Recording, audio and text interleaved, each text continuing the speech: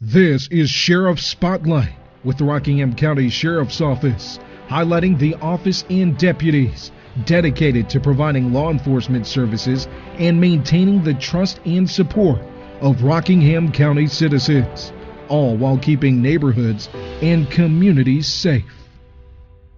Good morning. Welcome to the July 2025 edition of Spotlight on Sheriff in Rockingham County. I'll be your host today, Sergeant Dwayne Anders, and in the studio with us this morning, Sheriff Sam Page. Glad to be here. Good morning, Sheriff. Glad to be here. I'm ready to go to the beach, though. Oh, boy. Yes, sir. Sounds good. I haven't got an invitation yet, but... Well, I thought you'd already gone. No, not yet. Not yet. Well, anyway, ladies and gentlemen, we still got work to do, but right. hopefully this year we'll get down to the beach for a little bit. That sounds great. Sheriff, got a lot to talk about today. Before we get into our main topic today, I want to put a couple things out. One of those is our Veterans Treatment Court is underway. We've had 3 sessions of court already. That's well underway. It's looking really good. It's a great program. So, as a veteran, it means a lot to me. I've watched for many years in law enforcement, more than 40 years in law enforcement, what we've done locally for different persons that need assistance in our communities.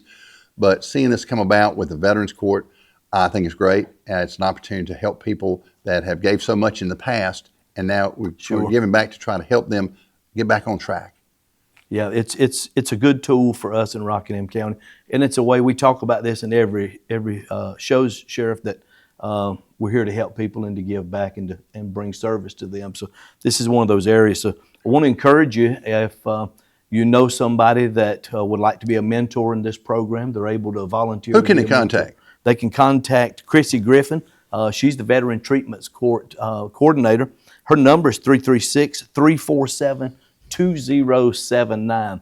She would love to talk with you. You should be able to get in touch with her Monday through Friday, 8 to 5. She's doing a fantastic job with the program. We want to thank our volunteers. We want to thank our district attorney, Katie Gregg. We want to thank Chrissy Griffin, our coordinator, and everybody in between, and Tammy Howe. Yeah. So we want to thank everybody for their participation, trying to help our veterans get a second start. We do have veterans. The sad thing is, we do have veterans sometimes that end up in our jail facility, right? That have crossed the line, and again, they're still in a situation that we can potentially help them. And this program is designed to get our veterans back on track, because we owe it to them. Sure do. So consider that, and be looking out for more information on that. Second, Sheriff, we're still right in the middle of our Fans for the Elderly drive. Exactly. For many years, and I got to go back to the starting. I think it all started with our local fire departments. They were collecting fans for our senior citizens during these hot months over the years. And we began working with them, and now they help us as a collection point, because we've got 19 volunteer fire departments and our city fire departments in Madison, Mayday, Stoneville, right, Eden, and Reedsville, and across the county, collecting fans. And of course, we tell the public, if you have a UL approved new fan, you can bring it by the sheriff's office or bring it by a local fire department, and they'll call us and we'll get those in, and then we'll funnel those to social services to get them out to people, particularly our seniors that need them, that might not have air conditioning and may need that little bit of coolness to help them during these summer months. And it can make a difference, especially with the hot weather we've had lately, because I felt like, I told somebody the other day, I felt like I was in Arizona with as hot as it was. But again, we just want to do our part. But Fans for the Elderly, and if you can't think of anywhere else, if you see a deputy, tell him you got a fan, one of the fans you want to donate, he'll bring it over to the office, or you can bring it by the office 24/7. We're open 24/7. Just come by staff duty, drop it off, and we'll get them to the people that need them most. Give us a call. We'd be glad to come by and pick them up. We do that quite often. Very successful. I don't know how many fans that have been given out and been donated over the years. That'd be good to get that number. It's been going on a while, and there's a lot of work and a lot of volunteer participation. You said the fire departments already, Sheriff, but just an extra thank you to them. They have been working and collecting these. They call us weekly or every few days. Hey, I saw a picture the other day. They had them all lined up by the fire truck, and I said, "How we doing?" He said, "I'm going to pick them."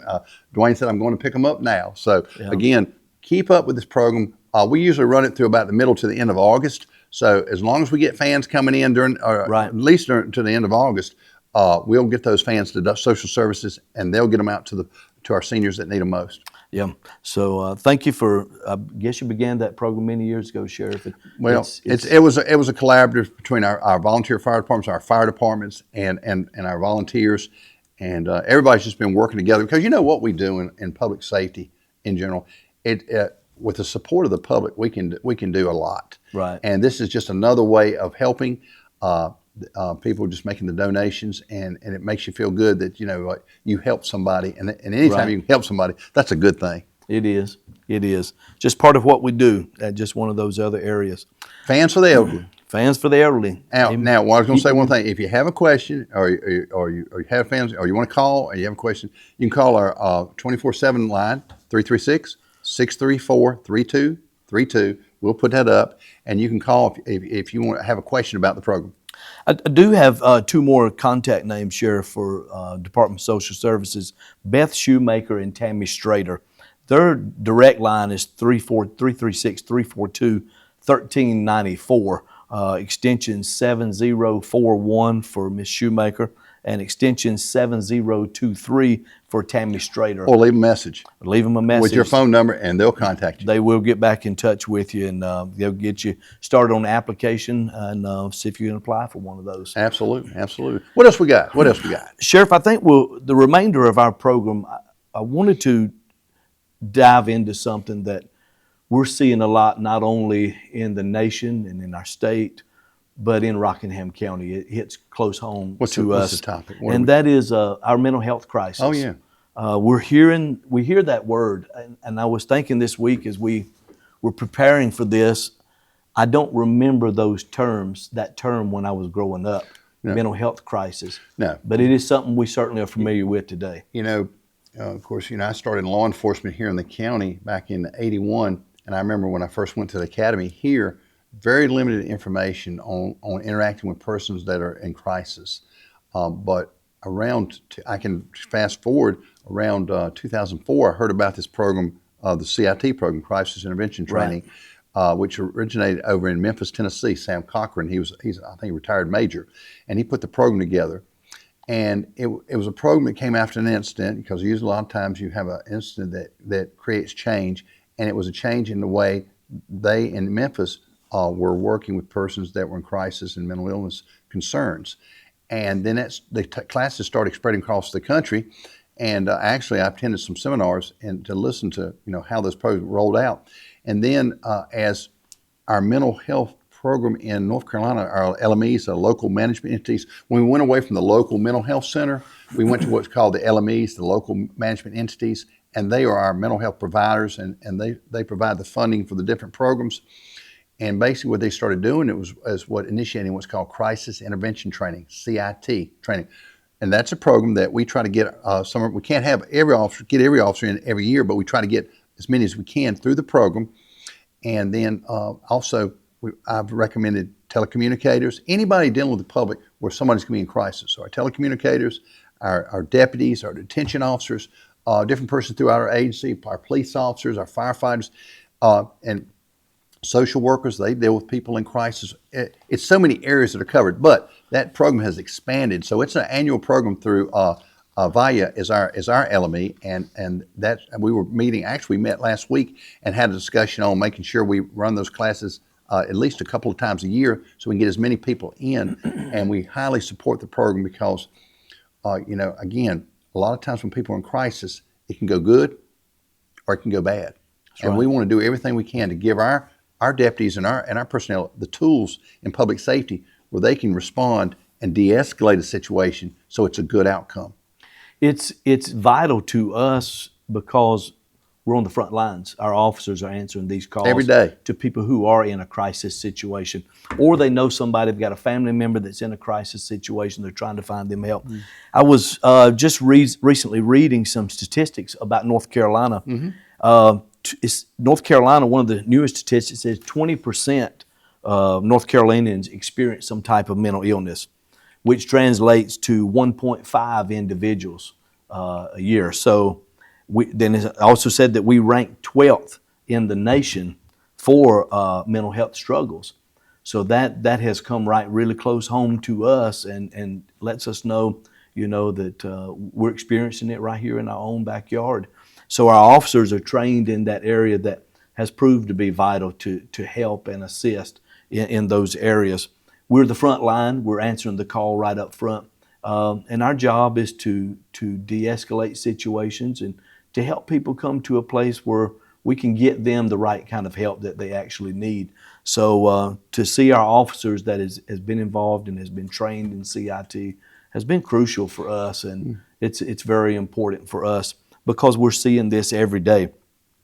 One of the things that we're seeing a lot, Sheriff, is our drug epidemic has caused a lot addiction. This addiction issue has caused a lot of mental health issues that we're facing today. And a lot of times, and what we're seeing on the jail side or in the public, is you have persons who could have a mental health situation and maybe trying to medicate with drugs. And then now you've got a dual situation. Right. You've got an addiction issue and a mental health situation. And at the end of the day, if you're not getting proper treatment care, it's not going to be corrected. It's not going to be fixed. And it's a long-term issue. So a lot of people don't understand, well, if I have a family member or a friend that is struggling, and whether I said something about ideation of committing suicide, or because that's most not talked about, or other issues that they're in crisis, a lot of people don't know the process. And that's why it's important that every one of our deputies that go out in the field, every one of our staff that go out in the field or answer the phones need to have an understanding, a true understanding of how that process works. It's Chapter 122C in the statute, and it talks about involuntary commitments, but it also, the commitment process, but primarily we deal with what's called involuntary commitment, Right. voluntary commitment, or emergency commitment. And all those dealing with persons that have to meet the criteria, and then you also have a criteria for substance abuse. If a person is committed under a substance abuse issue stuff, where they have a substance abuse issue, they're danger to themselves and others through that, and then they need help, there's ways to help them also. So you want to talk a little bit about the voluntary system, do the voluntary, emergency, and then involuntary, how that works from here to the magistrate, to the hospitals, to the facilities for treatment. So a lot of times, Sheriff, we end up at a situation, someone may have called 911 for themselves. They feel like they're in a mental health crisis. They feel like maybe they're a harm to themselves, or maybe they're just indicating it harms themselves or others. Yeah, or others, or they're just struggling with daily life. Depression. Cannot seem to function. Yeah. And make it all come together. Sure. They feel like their back is against the wall. So a lot of times they call 911. We respond. A lot of those persons willingly admit there's something going on. I think I need some help. It's at that time we have an opportunity to do a voluntary For a response for that issue. And we can take them to one of our local hospitals or suggest one of our other facilities that we'll talk about in a little bit that's available here in Rockingham County. Okay, so you have the voluntary commitment process. It's exactly what it says, voluntary. And of course, let's do this. Under voluntary commitment, if a person's in crisis and they know they need help, what's one place that's open 24/7 that we can take a person that's right here near the courthouse? That's our BHUC. What does that stand for? That's our Behavioral Health Urgent Care. That's at 355 County Home Road, and you may see Daymark on the front side. The of that old building. county home building is now redone as the Behavioral Health Urgent Care Center under Daymark, and they're there to provide some crisis support for someone to help bring them down and assist them where they don't have to go into the hospital, they don't have to go for an evaluation. But and I think according to the mental health team, last week we met, I think during the month they had 130 walk-in patients. 130. That's right. I can't say any more than that because of HIPAA, but I think the number was 130, and that is tremendous because I know that there's persons that are getting help and assistance. Right. Okay, and then as we transition, you get a situation, say for example, a person is openly a danger and a threat to himself and others, and you're an officer in the field. What authority do you have to help that person right then? What can you do? So that try to de-escalate, but then if you have to go further, what do you have to do? If we feel like they are harm to themselves or harm to someone else, we deem it necessary to make a transport to our local hospital. For Rockingham County, we would either go to Cone at Annie Penn Hospital or UNCR. in Eden. whatever one we're closest to, that's where we're going to take them Under to. the statute, the officers have the authority under emergency proceedings to take a person into custody if that officer has reason to believe that based on what he's hearing and seeing observation that the person is apparently appears to have a mental health concern and is a danger to himself and others, then he can be taken into custody. He's not under arrest. That's right. Taken into custody and transported to an area hospital for the first evaluation. Now, when he gets to the hospital for the first evaluation, a medical doctor will evaluate the person. Right. And if the doctor feels that that person needs to go for a second evaluation at a higher level of care, then they can sign off on the paperwork, and then at that time, that person's in our custody for transport, and that person is transported to another area hospital somewhere in the state. Right. And I'll tell you what I'm working on, but somewhere in the state for a secondary evaluation. Upon that secondary evaluation, if the doctors at that location feel that person needs inpatient care, then they order that person to be in inpatient care, and I think there's a certain time limit on that. Right. And then if the person stays longer than that time limit, then they have to be brought. Then the case has to be heard before a district court judge to see if that person needs to be continued. If the person is treated inpatient and everything is resolved, then the local agency that transported the person is responsible for getting that person back to their home county, to their residence or that of a third party with consent. That's Right. law right That's there. right. So basically, once we get the order for secure custody of a person to get them to a mental hospital for treatment, they're in our custody. It's not an arrest. They're there to take them transport for help. And then when they're released, they're brought back home. Sheriff, I'm glad you're clearing some of that up, because I think a lot of people feel like when law enforcement shows up that we just take people to jail. Yeah. What we do is much further than that. We go much further. We're here to help and render aid. That's right. So this is part of what we do now. So family members a lot of times feel like their loved one is being taken into custody. We're just getting them to the proper place to give them the proper care and the help that they need. For help and care. Right. Now, let me jump here. Now, that was you had emergency proceeding, you had involuntary emergency proceeding. Then there's a situation called involuntary commitment. Right. Now that's a process where you go ahead and explain the process. So I'll let you explain. That's a process that if a family member feels like they have an immediate family member that needs some type of mental health assistance, they can go to the magistrate's office. The local magistrate. And that's right at the sheriff's office. Right. Come right in the front door, turn left. The magistrate's office be on your left. And what do they do when they're there? They can go in there. They can petition the judge before the magistrate, and they can explain to the magistrate what condition their loved one is in, what they're experiencing, what they have witnessed. Because they're going to know more about the person. Right. Yeah. And they're really intervening on behalf of that person who's obviously probably not willing to come in on their own. They don't feel like maybe they need the help, or they're afraid to come in to get the help that they need. Once they go before a magistrate and petition a magistrate for an involuntary commitment, then the magistrate, what is his process? If he feels that there's reasons for that person to be committed under those proceedings. If he feels like that there is a reason to believe that this commitment order needs to be processed, then he will process that. He'll issue it. He'll issue that order. It'll come to the sheriff's office. We will serve that paper. We will go to wherever we have an address to locate that person. Pick that person up. Pick them up, and we'll carry them to our local hospital. They know, they're told, of course, we tell them you're not under arrest. Right. Well, this is an involuntary commitment in the process to get you to the hospital, get you checked out, evaluate, to make sure you're going to be okay. Right. Okay. And it kind of goes back to that process from where they were in the hospital, voluntary or involuntary. Then that same process begins. They're evaluated. That we by a talked about physician. already. Yes. And it follows First through. evaluation, second evaluation. Right. Right. Now another thing is, I've talked to a lot of families in my 40 some years in law enforcement and 27 years as sheriff. I've talked to a lot of families that they feel very bad when they do this. It does. We all know family members ourselves, that a lot of times the person that is the respondent, that's the proper word, respondent, that when that person is taken into custody for evaluation and for treatment, a lot of times there's emotion, a lot of emotions and stuff. What I tell people is, if you don't, and it's going to lead up to another conversation, if you don't intervene when you know something, other things can happen. If they don't get treatment, that person doesn't get treatment, that respondent doesn't get treatment, other things can happen.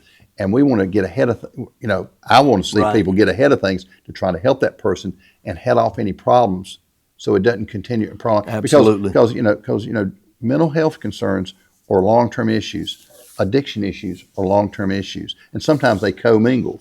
So the thing about it is, and we're going to talk about the situation about suicide awareness, and because when we get calls about situations where they're appear to be self-inflicted situations where persons die and stuff like this, you don't hear about that in the news. It's not Right. publicized, and I understand.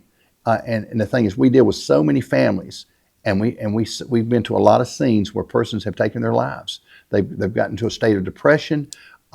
They've given up. They've given up all hope. And when a person doesn't believe in something or care about something, That's right. That's a very bad time. So what we want to do is work with our communities, our citizens, and try to help these persons. To let them know there are ways, there are good things coming. You can't give up. And on suicide awareness, I know you just had some numbers in here. Yeah. But in the past, what is this from 6 months? Is this or a total year? You tell me the commitment order process at the top. Oh, or you well, tell me on the commitment order served, orders are actually served on persons. How many did you have? 2024 was 583. And in 2025, There's already at 283. yeah. We're only halfway through the year. So we stay very busy working with Yeah. persons that have mental illness or have mental health concerns or in crisis, and then of course we transport a lot of personnel. I was looking at the suicide numbers and stuff like this, and I wish it had a number 0 there, but That would be great. Between 23 and 25, right now we're averaging out at about 10 persons have lost their lives. And what we want to do is work towards saving lives. And again, the more we make our personnel aware, the more we make the public aware of what things you can do if a person is in crisis or a person has Right. suicidal ideations. There are things you can do to try to head it off. But I will tell you this: there are also times that persons may not talk, they may not say something, and I can't read minds, and you can't either. And so, but we want to try to do, if we do hear something, communications, a person crying out for help, we need to do everything we can do to help them. But they don't always. That is true. And that's so important to watch for signs. Those that may not be talking, that in itself is a sign. But depression is probably one of the biggest things that we see Sure. that precedes these incidents too. Yeah. Sheriff, that's what the suicide rate is actually what brought about us sharing this podcast today on this topic, because already we're only halfway through the year. 2023, we had 9 suicides, 7 attempt suicides. 2024, 6 suicides and 7 attempts. Already for 2025, we've had 10 suicides and 3 attempts. So let me do this. Let me mention some resources out here, and I'm just going to go through them real slow. We just have a few minutes left here. Right. But this is such an important topic. Again, our job is protecting, serving, and saving lives, and we want to help our public do just that. But in Rockingham County, there's a program called Daymart Recovery Services. Daymart Recovery Services. If you have any questions about someone needing support, needing mental health, you can call our 24/7 line. Right. You can call the 911 center. They can direct you, or we'll send a deputy or a police officer. Will be sent out to your location to try to help you because they're trained in how to respond in crisis situations. We also have what's called the Crisis Response Team, and that's another program that's out there to help our citizens in our community. You got the Behavioral Health Urgent Care, which is a 24/7 program. Right. We've got Integrated Health, and also one of our new business dealing with persons with addiction is Brightview out of Reedsville. Right. That's come online, and I see more coming online. And I will say this. And even in the jail side, real quick, even in the jail side, when persons come into our facility, they kind of mirror, the person coming into our facility mirror some things going on out in the community. So you're dealing with mental health issues, medical issues, and you're dealing with addiction issues. This year, just past a few months, we started what's called medical assisted treatment for persons for addiction. Right. Within the past 3 to 3.5 years, we started having behavioral health support in our jail side. And also, with the support of our commissioners, we've been able to add additional medical staff. So, we're doing our part to address these situations in our in custody situation. But out in the community, there are resources out there. A lot of these resources, don't cost a lot or don't cost anything. But the thing is, understand this: if you have a question about mental health support, and your situation is in crisis, you have a situation where somebody's in crisis, call the 911 center. We'll send somebody out, we'll address the issue, and we'll offer our help. But if you just have a general question about who to go to, or if you're looking for a service, if you can't find the information you're looking for, just call our Night of Mercy number, 336-634-3232, and we'll direct you to where you want to go or where you're trying to get to. Sheriff, all of these that you listed for our viewers, they will be listed on the screen. Yes. They'll have an opportunity to look at each So one go of to our those. podcast, look at the information, and Roy, I want to thank you guys for helping us put the information out there. It means a lot because our work is about this. It's about protecting, serving, and saving lives, and that's what we're going to do. And we want to get as much information out there on our podcast to help the public. Okay, and Sheriff, also with those services, one of the last ones I want to mention, because you've already mentioned 911, is our mobile crisis lines. That is a very good tool right now.